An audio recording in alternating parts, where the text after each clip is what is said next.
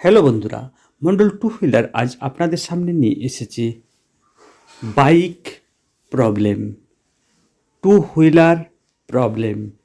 এই বিষয় নিয়ে আজকে আমার এই ভিডিও। আর আলোচনার পূর্বে বলে রাখি, যারা আমার এই চ্যানেলটিকে এখনও সাবস্ক্রাইব করেননি তারা সাবস্ক্রাইব করুন এবং পাশের বেল আইকনটি টিপে রাখুন। তাহলে আজকে যে আমি আলোচনা করব সেটি হচ্ছে টু হুইলার প্রবলেম।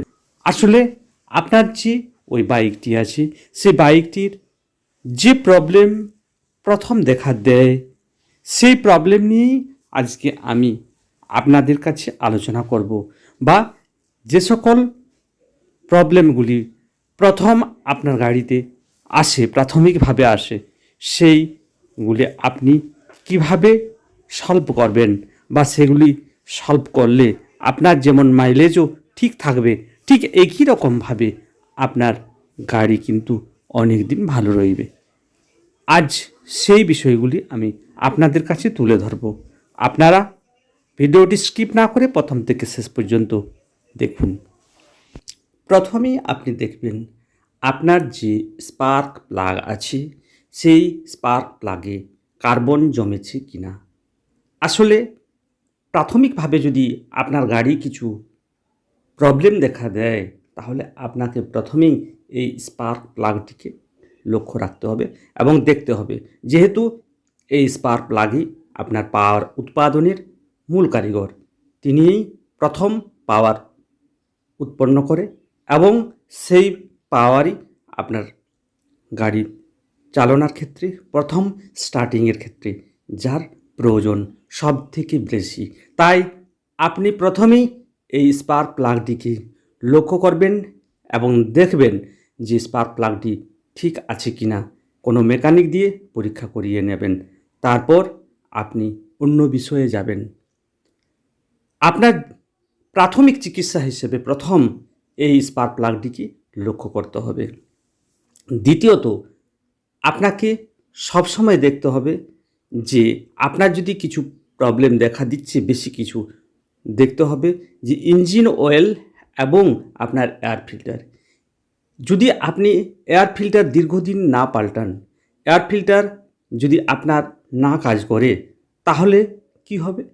আপনার ওই এয়ার ফিল্টার মধ্য দিয়ে আপনার ইঞ্জিনের ভিতরে, ব্লক পিস্টনের ভিতরে আপনার ধুলোবালি, ময়লা ঢুকতে পারে এবং সেই ময়লায় আপনার যে পিস্টনের মধ্যে যে একটা প্রক্রিয়া চলছে, সেই প্রক্রিয়াতে যে ইঞ্জিন অয়েলটি পিচ্ছিল করে রাখে তার মধ্যে সেই পিচ্ছিলতা নষ্ট হয়। তাই আপনাকে এই এয়ার ফিল্টারটি প্রথমেই দেখতে হবে যে আপনার এয়ার ফিল্টার ঠিক আছে কি না। আর আপনাকে মোটামুটি 5,000-6,000 কিলোমিটার মধ্যে এই এয়ার ফিল্টারটি পরিবর্তন কিন্তু করতে হবে। তাহলে কিন্তু আপনার ইঞ্জিন অয়েল ঠিক থাকবে এবং ইঞ্জিন অয়েলও আপনাকে একটা নির্দিষ্ট সময়ে পরিবর্তন করতে হবে। আর এই ইঞ্জিন অয়েল যদি আপনি নির্দিষ্ট সময়ে পাল্টান, এয়ার ফিল্টার যদি নির্দিষ্ট সময়ে পাল্টান, তাহলে আপনার ওই ব্লক পিস্টনের ভিতরে যে একটি খেলা চলছে পাওয়ার উৎপাদনের জন্য, সেখানে আপনার যে পিচ্ছিল তৈরি করে আপনার ইঞ্জিন অয়েল, সেই পিচ্ছিলতা ঠিক থাকে এবং ইঞ্জিনের ভিতরে ক্ষয় হয় না এবং ইঞ্জিনকে সুস্থ রাখে। তাই আপনাকে প্রথমেই এই স্পার্ক প্লাগ, এয়ার ফিল্টার এবং ইঞ্জিন অয়েল, এই তিনটি লক্ষ্য করতে হবে। এই তিনটি যদি আপনি সঠিক সময়ে, সঠিকভাবে, নিখুঁতভাবে পরিবর্তনটা করতে পারেন, তাহলে আপনার গাড়ি অনেক দিন পর্যন্ত ভালো থাকবে।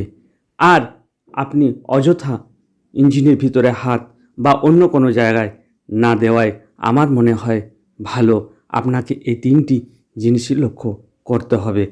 যদি আপনি অনেক দিন পর্যন্ত এয়ার ফিল্টার, ইঞ্জিন অয়েল না পাল্টান, তাহলে কিন্তু আপনাকে জানতে হবে, বা আপনার গাড়ির যদি বয়স অনেক দিন হয়ে থাকে, অনেক কিলোমিটার চলে থাকে, তাহলে আপনার হয়তো ভিতরে রিং আছে, সেগুলি হয়তো পাল্টাতে হতে পারে। যাই হোক, বার্ধক্য জিনিস যেটা, হয়তো আপনার গাড়ি যদি অনেক বেশি বয়স হয় তখন কিন্তু হয়তো আপনার ভিতরের পার্টস দীর্ঘদিন চলার পরে খারাপ হতে পারে, কিন্তু প্রাথমিক পর্যায়ে কোনোভাবেই আপনি আপনার এই এয়ার ফিল্টার, ইঞ্জিন অয়েল এবং আপনার স্পার্ক প্লাগ এই তিনটিকে লক্ষ্য করতে হবে। আরেকটি বিশেষভাবে আপনাকে লক্ষ্য রাখতে হবে যে আপনি যে পেট্রোল অর্থাৎ জ্বালানি আপনার গাড়ির জন্য ব্যবহার করছেন সেটি আপনি কোথা থেকে নিচ্ছেন সেটি আপনাকে লক্ষ্য করতে হবে। আপনাকে পেট্রোল পাম্প থেকে নির্দিষ্ট জায়গার থেকে নিতে হবে, কারণ আপনি বিভিন্ন জায়গায় যদি যে ছোটোখাটো যে দোকানগুলি থাকে তাদের কাছ থেকে যদি নিয়ে থাকেন, তারা যদি তার মধ্যে কোনো মিশ্রণ কেরোসিন বা অন্য জাতীয় কিছু জিনিস দিয়ে থাকে তাহলে আপনার ইঞ্জিনকে খারাপ করবে। তাই আপনাকে কিন্তু পেট্রোলটা একটা নির্দিষ্ট জায়গা থেকে নিতে হবে এবং ভালো পেট্রোল ব্যবহার করতে হবে, তাহলে কিন্তু আপনার গাড়ি নিঃসন্দেহে ভালো থাকবে অনেক দিন পর্যন্ত। বন্ধুরা, আপনারা এই কটি জিনিসকে লক্ষ্য রাখুন প্রাথমিকভাবে। আমি আজকে যে এই প্রবলেমের বিষয়টি আপনাদের কাছে তুলে ধরলাম সেটি হচ্ছে প্রাথমিক চিকিৎসা হিসাবে আপনাকে এই 5টি জিনিস মনে রাখতে হবে, তাহলে কিন্তু আপনার গাড়ি অনেক দিন পর্যন্ত ভালো থাকবে। বন্ধুরা, আজকের মতো আমি এখানেই রাখছি, তবে যাওয়ার আগে বলে রাখছি এই ধরনের ভিডিও নিয়ে আমি আসি আপনাদের সামনে। তাই আপনার যদি কোনো মন্তব্য থাকে আমার এই ভিডিওর মাধ্যমে কমেন্ট করে জানাতে পারেন, এবং যদি আমার চ্যানেলটিকে এখনও সাবস্ক্রাইব করে না থাকেন তাহলে সাবস্ক্রাইব করুন এবং পাশের বেল আইকনটি টিপে রাখুন, সাথে সাথে একটি লাইকও দেবেন।